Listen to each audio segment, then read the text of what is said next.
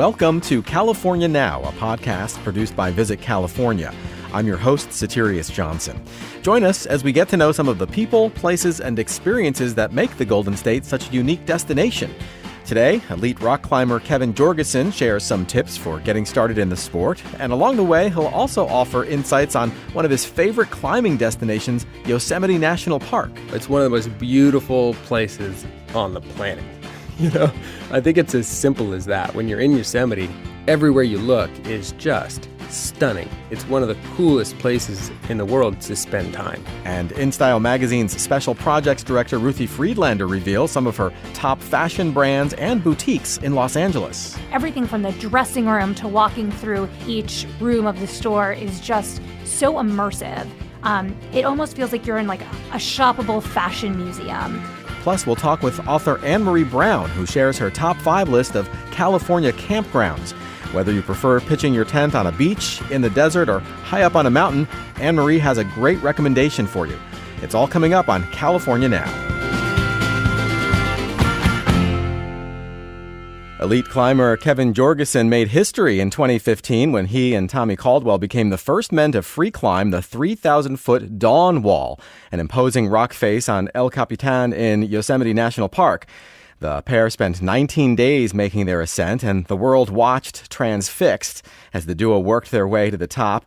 Well, we won't be engaging in any death-defying feats on today's show, but we are thrilled to have Kevin Jorgeson here to talk about some of his favorite places to climb in the Golden State. Welcome to the California Now podcast, Kevin. Thanks for having me. It seems like only yesterday that we were all watching you and Tommy make history, but it was actually 3.5 years ago. Does it seem possible that so much time has passed? In some ways, yes and no. Some of the parts of that memory feel like yesterday, and others feel like a decade ago.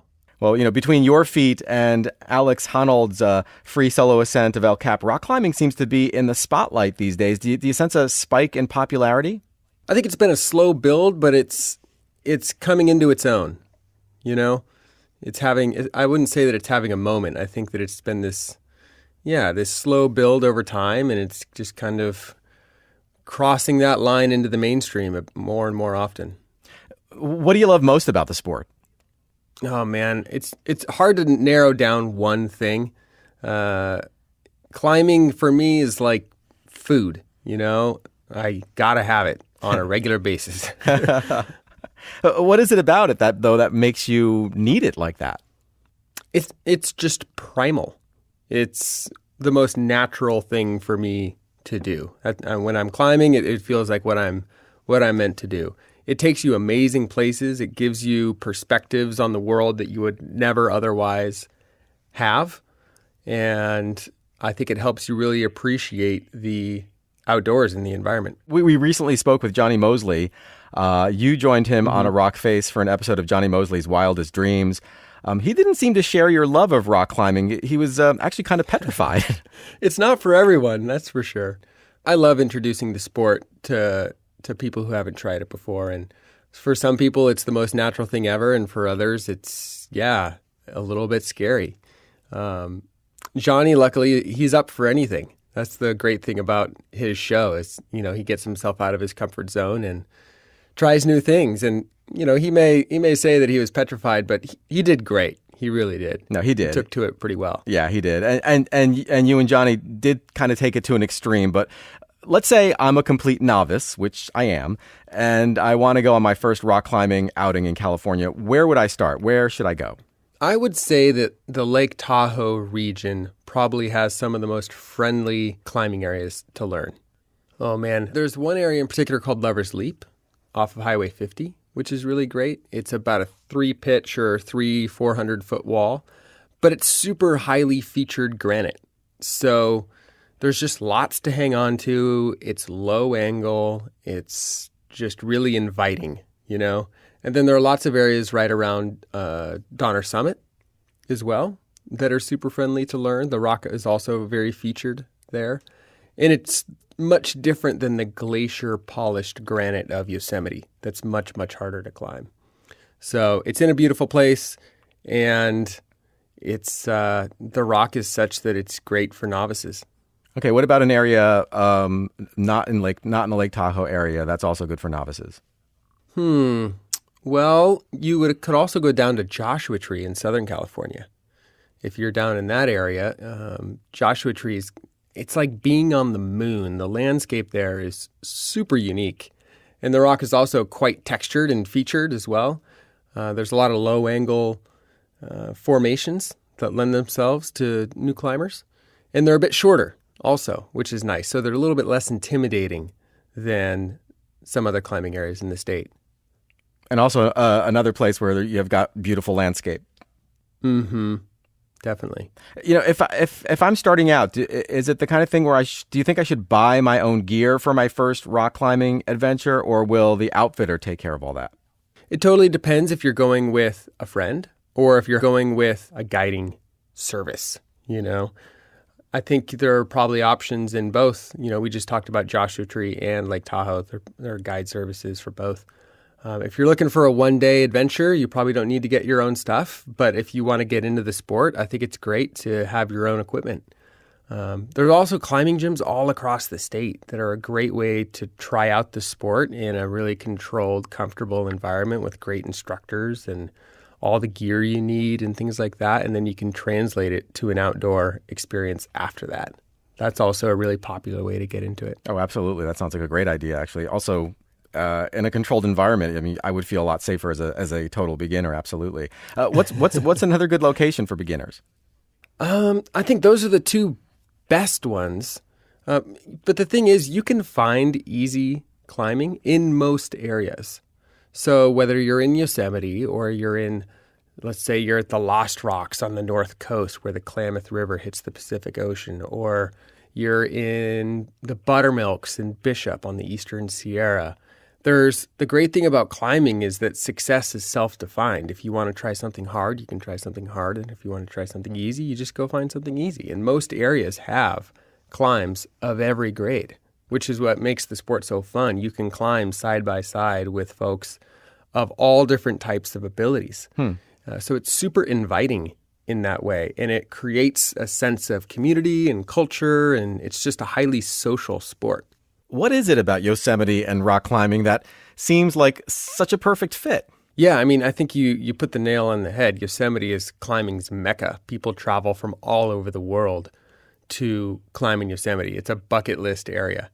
And it has some of the most challenging climbs in the world there. And challenging for every ability as well, which is great. That's what's great about climbing, is that a beginning climber can be trying as hard as they can, and they're having the same physical and emotional experience as someone who's elite that's trying as hard as they can. Just the grade of the climb itself is what's different, but the human experience of trying hard is totally the same. That's what's so special about the sport. And Yosemite provides a great canvas for climbers of every ability to have objectives that will push them. The walls in Yosemite have been intimidating and inspiring climbers for generations. And I think that's what brings people to it. There's a long history there. People want to walk in the footsteps of the legends that came prior and kind of maybe even try to make their own mark. So I guess one of the reasons that climbers of all abilities, but even especially elite climbers, really make a point to spend a lot of time in Yosemite. What makes Yosemite so special? Man, all it takes is looking at a picture of Yosemite to appreciate what makes it special. It's one of the most beautiful places on the planet. I think it's as simple as that. When you're in Yosemite, everywhere you look is just stunning. It's one of the coolest places in the world to spend time. I think that's what draws, what is it, like 4 million tourists a year to Yosemite National Park. It's one of the busiest national parks in the country. You don't have to be a climber to appreciate just how stunningly beautiful it is to be there. And then if you're a climber in Yosemite, you get to see these views that very few people in the world get to see. You get to see a view of Half Dome that only climbers get to see, instead of the one from the road or from Glacier Point that all the tourists get to see. So it's cool in that way. You get to experience the landscape in a pretty special way when you have the ability to go up. Are you constantly on the lookout for a great new climb? Yeah, I would say that I'm relentlessly curious. When I look up at the walls in Yosemite, I'm always looking between the lines of things that have already been done and wondering what's possible. So right now I've been spending a lot of time on a formation that doesn't get climbed very often, especially via the line that I'm trying. It's called Higher Cathedral Spire, and it's on the opposite side of Yosemite Valley from El Capitan. So you have this great view of El Cap while you're climbing, but you also have a great view of a formation called Higher Cathedral Rock. And, I'm working on one project while looking across at Higher Cathedral Rock, imagining a brand new line that might weave this way through some blank but golden cracks across the valley from me. So, yeah, I mean, wherever I go, I'm always just like looking up and wondering what's possible and searching for the next thing. What was your last amazing climb in California? Put us on the wall with you and describe what you saw. Oh, man. Well, I would say it's on this Higher Cathedral Spire formation in Yosemite. And the experience of topping out, of getting to the summit is always a super rewarding and satisfying experience. And when we got to the top, you kind of you happen to like squeeze your way through this wide crack. Like imagine it's slightly claustrophobic. You're fully inside the rock and you're just like squirming your way up and you pop out the top and it's like standing on a table. It's just totally flat and you're looking across at the evening light on El Cap and you're looking across at Yosemite Falls and down at the valley floor and you're 2,000 feet up and it's just, the wind is blowing and the sun is setting and there's just your hands hurt, your feet hurt, but there's a sense of satisfaction and joy to all of that. Well, that really sounds amazing. I'm not sure you're ever going to get me up there, but I'm willing to bet you inspired a whole bunch of our listeners just now. Thank you so much, Kevin. That was really, really great to hear. Thanks so much. Kevin Jorgeson is an elite climber who made history in 2015 when he and Tommy Caldwell became the first to free climb the Dawn Wall in Yosemite. You can see a great video about that magical climb on Dream 365 TV. And you should keep an eye out for the next episode of Johnny Mosley's Wildest Dreams, which features Kevin in a starring role. For links to all of that and more, go to visitcalifornia.com/podcast. You're listening to the California Now podcast. I'm Soterios Johnson. Author Anne-Marie Brown knows a thing or two about spending time in the great outdoors. She's the author of 13 guidebooks that celebrate California recreation, ranging from biking trails in the Bay Area to hiking trails in and around Los Angeles. Of course, after a long day exploring Mother Nature, you might need a place to stay. And in today's lightning round, Anne-Marie is going to share her top 5 California campgrounds. Welcome back to the podcast, Anne-Marie. Hey, thanks for having me. So I have a confession to make. If I have a choice between spending the night in a luxury resort or in a campground, even an epic campground, I'm pretty much going to be choosing the resort every single time. So from your point of view, what's the primary appeal of camping under the stars? Yeah, it's funny. I hear this a lot. And camping it's harder work than staying in a luxury resort. There's no question about that. It can be a little bit dirty. And I mean, I didn't grow up camping. My parents didn't camp.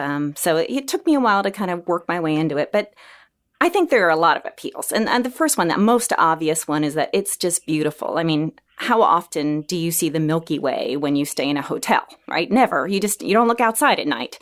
So it's about scenery. It's about seeing the stars at night. It's about seeing maybe the sunset or the sunrise. You just don't get that when you're indoors. That's number one.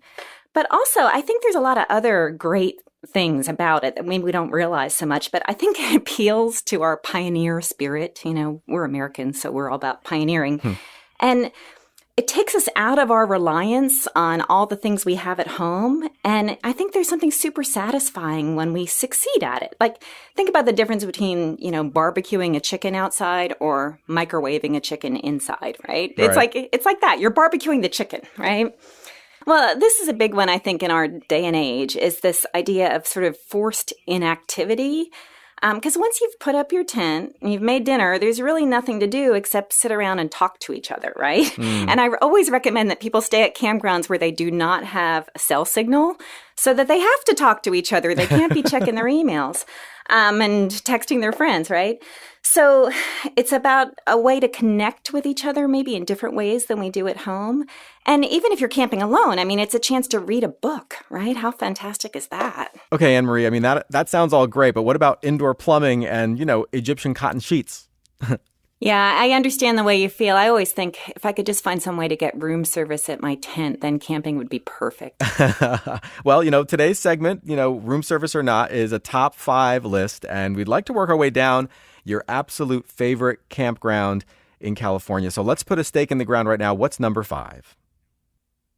All right. First of all, let me just say that that's a really hard question. We're talking California and we're talking campgrounds, and there are thousands of them. So that's like saying, what's your favorite dessert? It's really hard to pick. But I'm going to say, because it's California, I want a beach campground, because not everybody can afford to live at the beach, but we all love to go to the ocean.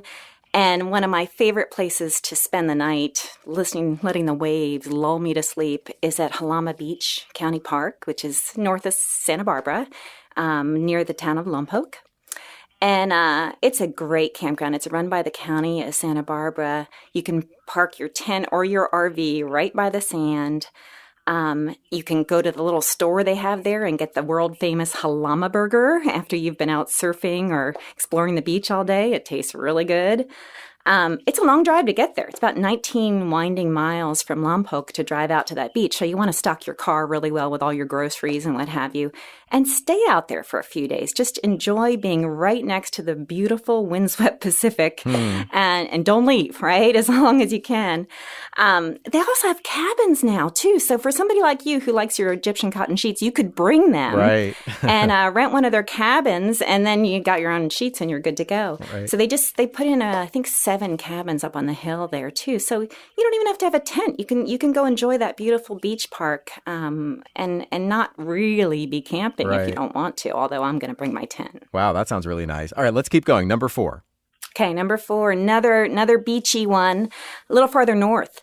Patrick's Point State Park up in Trinidad, north of Eureka.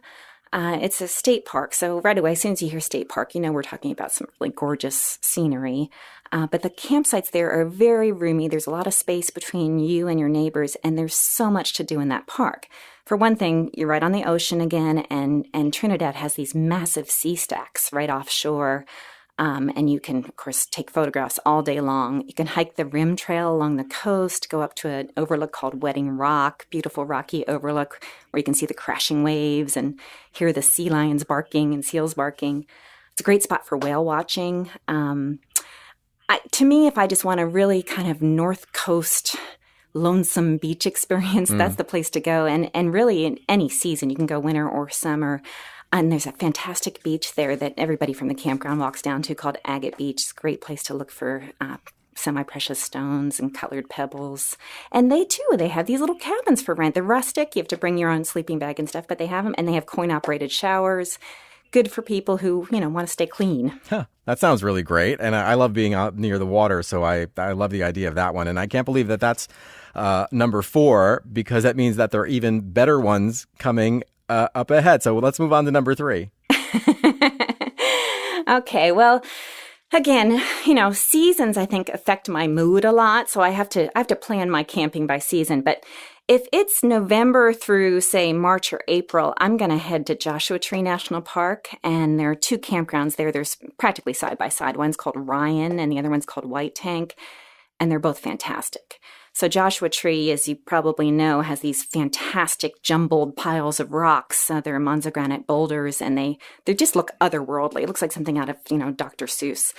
And these campsites are tucked right inside the rock. So each one is really private. It's like you have your own little rock cave to camp in.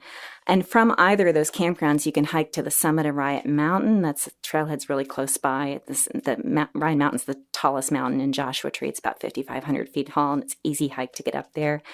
But the real appeal of camping in Joshua Tree is the star show. The nighttime sky there, it's far enough from Los Angeles that there's no city lights obstructing the stars. And so the nighttime celestial viewing is unbelievable. You just pick a boulder, sit on top, lay on top, and just stare up at the sky. And it's really something to see. I love that. That sounds really amazing. So what's number 2? All right. Well, again, landscapes, hard to choose. Some days I'm a beach girl, some days I'm a desert girl, a lot of days I'm a mountain girl. So I'm going to give you my mountain pick, and here's a good one, and it's in Sequoia National Park in the Mineral King section, which is a separate part of southern Sequoia National Park. It's kind of separate from some of the main visitor areas. The campground's called Cold Springs. And it's first come, first serve, so you don't need reservations, which is nice. You can just drive out there. However, it's a really long drive to get there, so you have to plan ahead. From Visalia, it's about an hour and a half drive, and a very narrow, winding road. You want to take your time on that road. But once you get out there, Mineral King, it's a glacial cut valley. It's surrounded by 12,000 feet granite peaks. And the sites at Cold Springs are set right alongside the Sequoia River. So you could practically fish from your tent if you wanted to. You can hike to your heart's content. Mineral King Valley has so many trails. A couple of my favorites go up to Eagle Lake or Monarch Lake, just beautiful alpine lakes at the 10,000-foot level. And, if you feel like, oh gosh, I really need some civilization, there's a tiny resort just down the street from the campground called Silver City, and they make some great pie. So, after a hike, piece of pie, can't get better than that. Oh, yeah. That sounds amazing. I mean, I'm thinking I may need to reconsider my position on, resorts versus campgrounds. And there's still one more to go. So Anne-Marie, what's your number one campground in California? Well, this is my goal, is to try to persuade you to become a camper. I feel like if I can get you over to my side, then I can probably persuade anybody, right? Right. I think so. Okay. Number one, again, this is very tough calls here, but I'm going to give it to Saddlebag Lake Campground. And here's why, is that it's right outside of Yosemite National Park. And, Yosemite is one of California's many showpieces, but maybe the most spectacular of all the showpieces in the state, right? The campground is at 10,000 feet. It's actually the highest campground you can drive to in the state. You can backpack and hike to higher ones, but you can't drive to any that are higher than that. And it's just outside of the east entrance, the Tioga Pass entrance to Yosemite National Park. So that gives you the chance to explore Tuolumne Meadows. It gives you the chance to head down into the Yosemite Valley. You can stay outside of the park and hike into the spectacular 20 Lakes Basin. Basically you're just camped right there above tree line, and all of that beautiful alpine scenery is right outside of the zipper of your tent. Wow, that sounds unreal. They all do, actually. I mean, thank you so much, Anne-Marie. You've definitely succeeded in adding more items to my California to-do list. Oh, yay, good. Anne-Marie Brown is the author of 13 travel guidebooks and hundreds of magazine articles about exploring the Golden State's outdoor wonderland. Her books are available at Amazon.com, Barnes & Noble, REI, and your local bookstore. And you can find links to all of the locations we discussed today on our website, visitcalifornia.com/podcast. You are listening to California Now.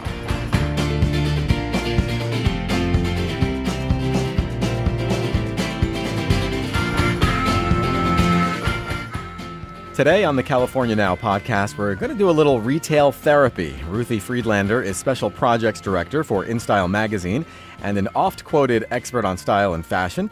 We're going to talk to her about some of the cool only-in-California brands that have caught her eye, as well as some of the stores she frequents whenever she's in Los Angeles. Welcome, Ruthie.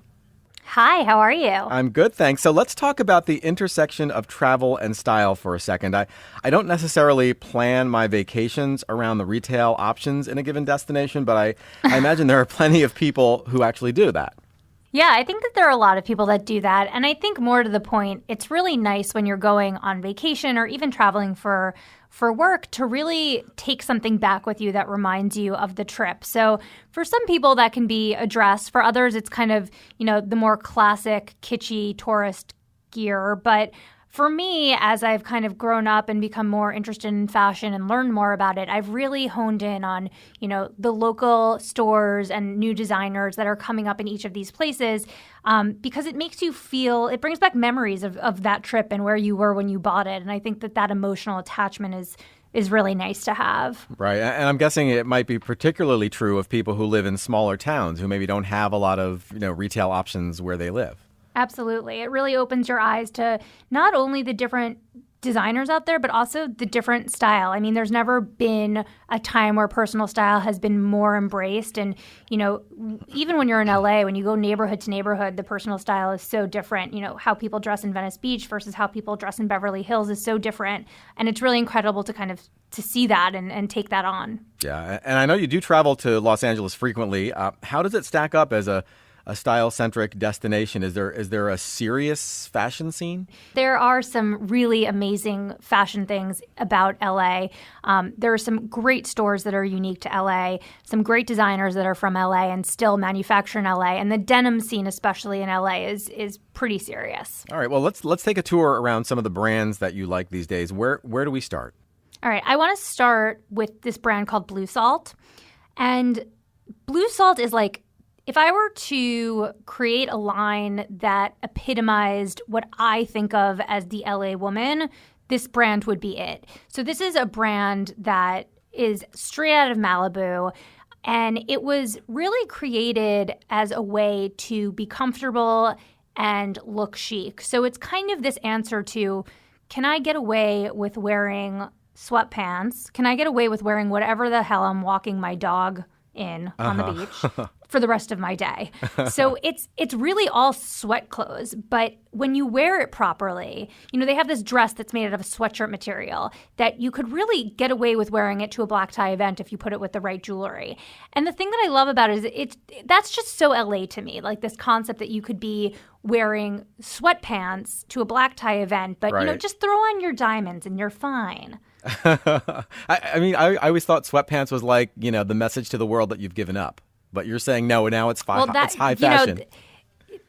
That is what Karl Lagerfeld says, that sweatpants are giving up. But I think that the LA really takes this concept of comfort to the next level. And Blue Salt definitely is one of these brands that's really saying, like, yes, we don't want you to look schlumpy and comfortable. And you can tell from their celebrity clientele, like Cindy Crawford, you know, who's they actually have a pant that's named after her called the Cindy Pant, which is one of my favorite pairs of pants.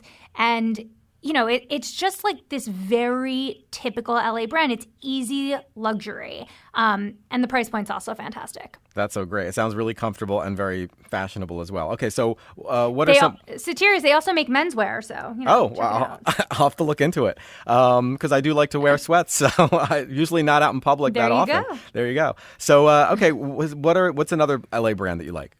So there's this brand called Doen. If you were to come to the InStyle offices, you would see that there's kind of this fever pitch obsession with this brand. It, of course, like all things, started with our very own editor-in-chief, Laura Brown, coming to work wearing one of their prairie dresses. And it's inspired by this sort of old-school California vibe. And the coolest thing about Doen is that it's a collective. So basically, they're finding LA-based women to make these incredibly comfortable, chic dresses.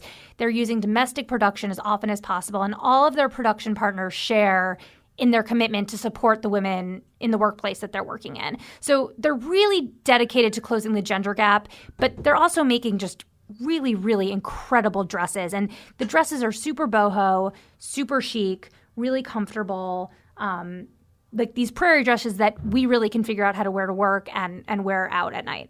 So when you mean closing the gender gap, what do you mean? What exactly are they doing to do that? So they're really finding women who otherwise would not be able to be creating clothes on their own, and working to give them a place to sell their product and working for them to find sustainable products and closing the gender gap in terms of the design process. So Doen is a collective. Is there a specific place you go to find their stuff, or are they all over the place? On their website. So they don't have a brick and mortar store? They do not have, neither of those two brands don't have brick and mortar. They're e-commerce only. Oh, interesting. So anybody can get them. You can kind of import a little bit of California fashion wherever you are. Exactly. But there are a bunch of LA stores that you physically have to go to that are worth the flight. So let's talk about specific stores. Where do you like to go when you're in LA? I think one of the best stores in the entire world is this store called Just One Eye. It's a store with an actual physical location, which is always really cool. There's something really New York-y about the store because you kind of pull up to this hole-in-the-wall brick storefront, and it doesn't look like there's a fancy store inside, but you walk in and you are in fashion heaven. Like, out of the corner of one eye, you see a Damien Hirst painting. Then you turn your head to the left and you're looking at the latest Prada coat that you have no idea how they got so quickly, which, by the way, they're typically the only store to have that specific coat in stock. The buy is actually better than any other multi-retailer in Los Angeles. And the experience of being there, like everything from the dressing room to walking through each room of the store, is just so immersive. It almost feels like you're in like a shoppable fashion museum. It's very experiential. Wow. And they have product that you really saw on the runway that you can't find anywhere. So Just One Eye is definitely a place you have to check out. You do need to have quite a bit of money to leave it with a bag, but It's worth it. They don't charge you to go in, though, right? So they don't charge you to go in. That's a good or thing. to take photos. That's right. Exactly. Oh, wow. It sounds pretty amazing. How about another? So if you're someone who loves beauty, Violet Grey is definitely a store to check out. Now, I personally don't wear that much makeup, but when I go into this store, I want to be a beauty editor. I want to just like give fashion up, sell all my clothes, and just buy makeup. I want to spend thousands of dollars on skincare when I'm in there. It's tucked away in this beautiful alleyway on Melrose, right next to the Row, which is another amazing store, which is also in New York, but the one in LA is something to really take a look at. But everything in Violet Grey feels very curated and really special. What's so interesting to me about Violet Grey is that you can find a lipstick in that store that, you know, just a few blocks away you could find at Sephora, but you want it more at Violet Grey. Like, you would pay more for it at Violet Grey just because of where it's sitting on the shelf and how beautiful it looks and the product that it's next to. So it's not necessarily that they have product that you can't find anywhere else, although they do carry some brands that are really hard to find in the United States. But their merchandising is so brilliant that it just makes you really want to buy. It makes you feel like you need this stuff in order to be a cool woman in society. That's funny. Well, I mean, part of the experience, like the service, I'm sure, is not the same as at other stores, and the ambiance. It kind of all adds up to making a really cool experience, and maybe you don't mind paying a little more for that lipstick. Absolutely, absolutely. You know, people always talk about Abbot Kinney, this boulevard just off Venice Beach. Do you have any favorites there? So I have to say my personal style doesn't really lend itself to the Abbot Kinney type of shopper. However, I was on Abbot Kinney a few months ago, and I would have to say one of my biggest shopping regrets of my life was not buying a dress that I found at this store called Heist. And I had never been to this store, and I don't know a lot about the store, but it's called Heist. They carry this brand called Perro, which is... I don't actually know where the brand is based out of, but Heist is this, I mean, it's an unassuming storefront. You don't think you're going to find some of these brands on Abbot Kinney when you walk in, but their buy is impeccable. So if you're someone who likes this kind of boho chic look, you know, you'll wear a dress over jeans, you'll wear a dress to a dinner party, this is the store for you. I really up by not buying that dress. Oh my gosh. Well, I want you to like... It's a big regret. I want you to do the work to get over that, because I don't want you to go to your grave with that regret. I really want you to kind of like move on if you can. Yeah, you and my therapist. We have time for one more piece of advice. What else do you want to convey to listeners who may be planning to visit LA? Don't get caught up in just going to Fred Segal or just going to Maxfield. Really try to find these little stores like Heist, like Just One Eye, because they really show you kind of like the true LA style. They're the stores that are carrying brands that you probably won't find in New York. And they're the ones that you're really going to leave with something that makes you feel like, I'm leaving with a piece of LA. I'm going to remember this trip rather than I could have just gotten this in New York. Great advice. Thanks so much, Ruthie. Thank you. Ruthie Friedlander is special projects editor for InStyle magazine, and you can find her often hilarious insights on fashion and style at InStyle.com. Better yet, you can find links to all the brands and boutiques she mentioned today at her website, visitcalifornia.com/podcast.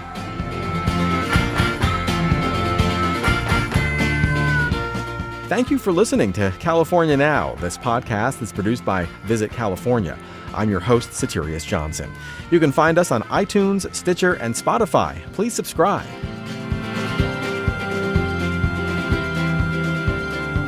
Kevin Jorgeson rose to fame when he and his climbing partner Tommy Caldwell became the first to free climb El Capitan's Dawn Wall in Yosemite National Park.